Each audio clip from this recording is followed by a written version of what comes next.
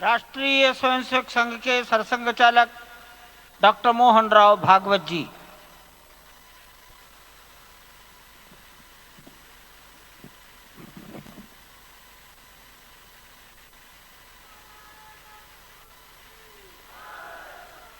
आदरणीय प्रधानमंत्री जी, उत्तर प्रदेश के आदरणीय मुख्यमंत्री जी, आदरणीय राज्यपाल महोदया, देश के आज विद्यमान सभी पंथ संप्रदायों का प्रतिनिधित्व करने वाले हमारे संत ऋषि आचार्य गण और समाज के सब स्तरों का प्रतिनिधित्व करने वाले निमंत्रित महानुभाव, आज का आनंद शब्दों में वर्णनातीत है और उसके वर्णन करने का प्रयास इसके पहले के वक्तव्यों में अच्छा हो गया है। यह भी बता दिया गया है और हम जानते भी हैं कि आज अयोध्या में रामलला के साथ भारत का स्व लौट के आया है।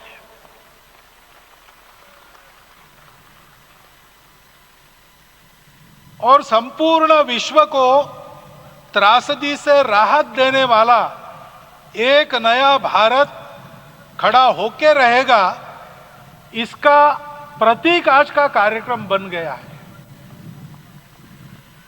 ऐसे समय में आपके उत्साह का, आपके आनंद का वर्णन कोई नहीं कर सकता। हम यहां पर अनुभव कर रहे, पूर्ण देश में यही वातावरण है। छोटे छोटे मंदिर के सामने दूरदर्शन पर इस कार्यक्रम को सुनने वाले हमारे समाज के करोड़ों बंधु, वहां पहुंच न पाए ऐसे घर घर के हमारे नागरिक सज्जन, माता भगिनी, सब भाव विभोर है, सब में आनंद है, सब में उत्साह है। और ऐसे समय में जोश की बातों में थोड़ी सी होश की बात करने का काम मुझे ही दिया जाता है।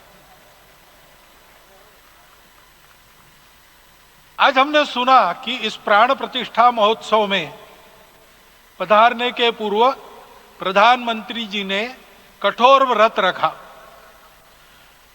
जितना कठोर व्रत रखने को कहा था, उससे कई गुना अधिक कठोर व्रताचरण उन्होंने किया। मेरे पुराना उनसे परिचय है, मैं जानता हूं वो तपस्वी है ही,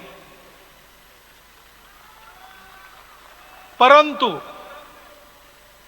वो अकेले तप कर रहे हैं, हम क्या करेंगे। अयोध्या में रामलला आए, अयोध्या से बाहर क्यों गए थे? रामायण में क्यों गए थे बाहर? तो अयोध्या में कलह हुआ। अयोध्या उस पुरी का नाम है जिसमें कोई द्वंद्व नहीं, जिसमें कोई कलह नहीं, जिसमें कोई दुविधा नहीं। वो हुआ 14 वर्ष वनवास में गए। वो सब ठीक होने के बाद दुनिया के कलह को मिटा के वापिस आए। आज रामलला वापस फिर से आए हैं 500 साल के बाद। जिनके त्याग, तपस्या, प्रयासों से ये सोने का दिन आज हम देख रहे, सुवर्ण दिवस देख रहे, उनका स्मरण प्राण प्रतिष्ठा के संकल्प में हम लोगों ने कहा, आपने सुना होगा, स्मरण किया। उनकी तपस्या को, उनके त्याग को, उनके परिश्रम को शत बार, सहस्त्र बार, कोटि बार नमन है। रामलला के यहां इस युग में आज के दिन फिर वापस आने का इतिहास जो जो श्रवण करेगा वो राष्ट्र के लिए कर्मप्रवण होगा और उसके राष्ट्र का सब दुख दैन्य हरण होगा। ऐसे इस इतिहास का सामर्थ्य है। परंतु उसमें हमारे लिए कर्तव्य का आदेश भी है। प्रधानमंत्री जी ने तप किया, अब हमको भी तप करना है। राम राज्य आने वाला है, वो कैसा था दैहिक दैविक भौतिक तापा राम राज नहीं कहु व्यापा। सब नर करहि परस्पर प्रीति चलहि स्वधर्म निरत श्रुति नीति। सब निर्दंभ धर्मरत पुनि नर अरु नारी चतुर सब गुनी। सब गुणज्ञ पंडित सब ज्ञानी सब कृतज्ञ नहीं कपट सयानी। राम राज्य के सामान्य नागरिकों का जो वर्णन है, हम भी इस गौरवमय भारतवर्ष की संतानें हैं। कोटि कोटि कंठ उसका जयगान करने वाले हमारे हैं। हमको इस प्रकार के व्यवहार को रखने का तप आचरण करना पड़ेगा। हमको भी सारे कलह को विदाई देनी पड़ेगी। छोटे छोटे परस्पर मत रहते हैं, छोटे छोटे विवाद रहते हैं, उसको लेकर लड़ाई करने की आदत छोड़ देनी पड़ेगी। आखिर है क्या? ये बात बताई, वो सामान्य नागरिक कैसे थे? निर्दंभ, प्रामाणिकता से आचरण करने वाले, केवल बातें करने वाले नहीं और बातें करके उसका अहंकार पालने वाले नहीं थे। काम करते थे, आचरण करते थे और अहंकार नहीं था। ऐसे वो थे और धर्मरत थे। यानी क्या थे? इस पर कठिन भाषा में प्रवचन बहुत लंबा हो सकता है, लेकिन थोड़े में धर्म के जो 4 मूल्य जिनकी चौखट पर धर्म है, ऐसा श्रीमद् भागवत में बताया है, सत्य करुणा शुचिता तपस, उसका आज हमारे लिए युगानुकूल आचरण क्या है? तो सत्य कहता है कि सब घटों में राम है, ब्रह्म सत्य है, वही सर्वत्र है। तो हमको ये जानकर आपस में समन्वय से चलना होगा, क्योंकि हम चलते हैं, सबके लिए चलते हैं, सब हमारे हैं, इसलिए हम चल पाते हैं। और इसलिए आपस में समन्वय रखकर व्यवहार करना, यह धर्म का पहला जो पैर है, सत्य, उसका आचरण है। करुणा दूसरा कदम है, उसका आचरण है सेवा और परोपकार। सरकार की कई योजनाएं गरीबों को राहत दे रही, सब हो रहा है, लेकिन हमारा भी कर्तव्य है, ये सब समाज बांधव हमारे अपने बंधु है। तो जहां हमको दुख दिखता है, पीड़ा दिखती है, वहां हम दौड़ जाए, सेवा करें, दोनों हाथों से कमाएं, अपने लिए न्यूनतम आवश्यक रखकर बाकी सारा वापस दे, सेवा और परोपकार के माध्यम से। यह करुणा का अर्थ आज है। शुचिता पर चलना है, यानी पवित्रता होनी चाहिए। पवित्रता के लिए संयम चाहिए,